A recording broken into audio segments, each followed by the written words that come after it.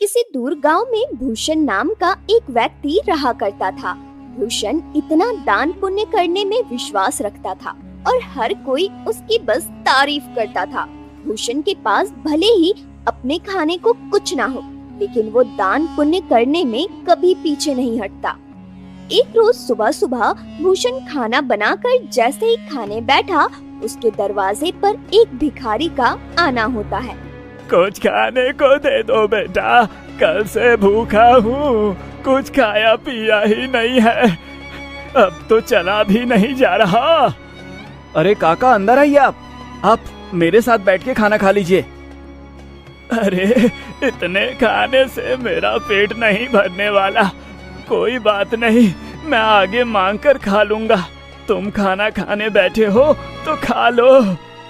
अच्छा काका, ये सारा खाना आप ही खा लीजिए, मैं भूखा रह लूंगा क्योंकि रात में मैंने खाना खाया था। इतना कहकर भूषण अपनी थाली उस भिखारी की तरफ बढ़ा देता है।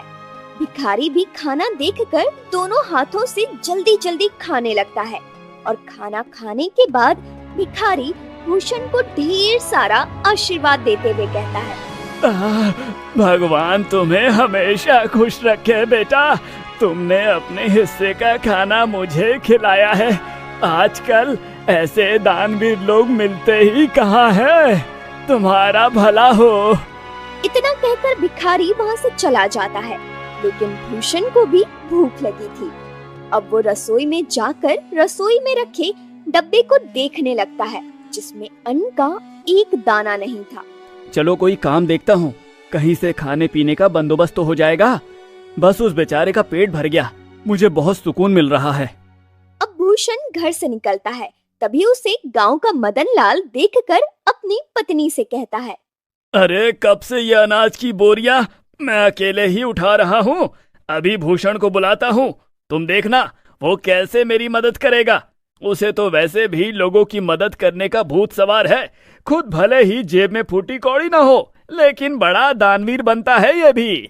अब मदन लाल भूषण को आवाज लगाकर बुलाता है। अरे क्या हाल चाल है मदन भाई, सब ठीक तो है ना? ये अनाज की बोरियां खेतों से ला रहे हो क्या?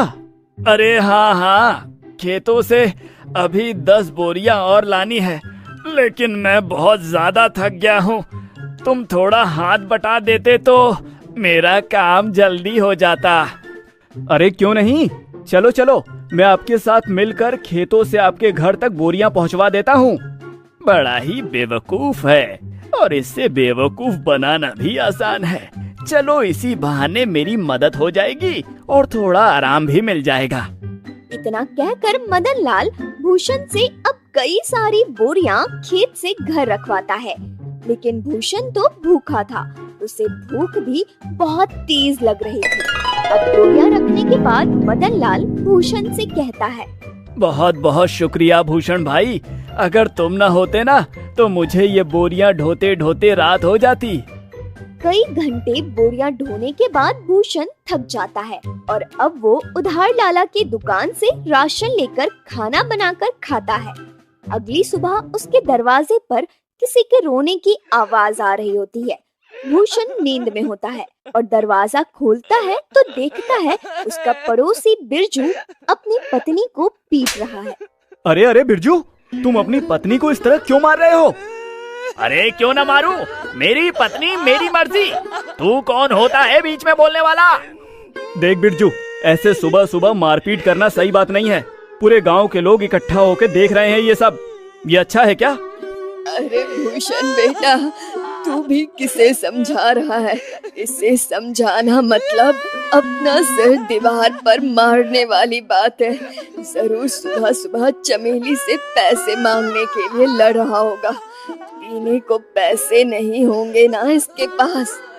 अरे बुढ़िया, चुप कर, ज्यादा बोलने की जरूरत नहीं है। राम राम राम, आजकल के बच्चों को तो अपने से बड़ों से बात करने की तमीज ही नहीं है।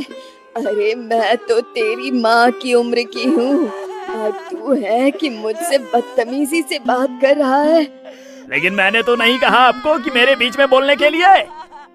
इतना कहकर बिरजू फिर से अपनी पत्नी चमेली को मारने लगता है, लेकिन भूषण से ये सब देखा नहीं जाता।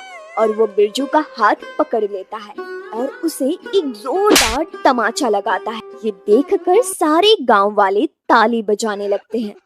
बिल्कुल ठीक किया, ये इसी के लायक है। अरे अपनी पत्नी पर हाथ उठाता है और खुद को मर्द समझता है। हाँ, अरे भूषण भाई, आपने बिल्कुल सही किया। इसे तो मार मार कर गाँव से निकाल देना चाहिए। इसे तो मैं छोड़ूंगा नहीं, मुझे पैसे चाहिए। अगर मुझे शाम तक पैसा नहीं मिला ना तो इसे और भी मारूंगा। फिर देखता हूँ इसे कौन बचाने आता है। अबे ये ले पैसे और अब जा यहाँ से।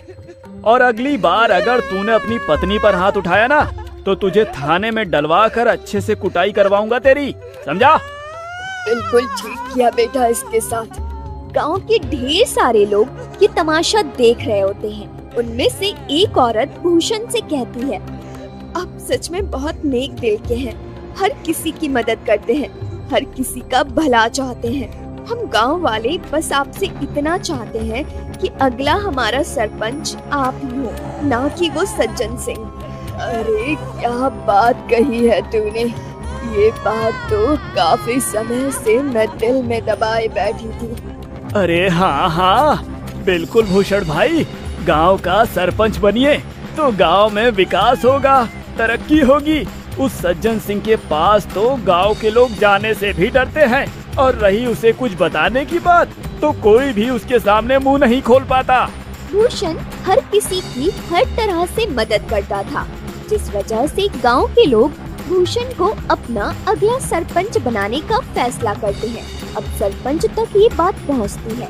सरपंच तिलमिला उठता है। क्या इस भूषण की इतनी हिम्मत?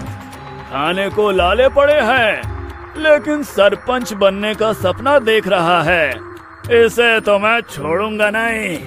अरे हाँ मालिक, और तो और गांव वाले कह रहे हैं कि चाहे कुछ भी हो जाए सरपंच तो भूषण ही बनेगा।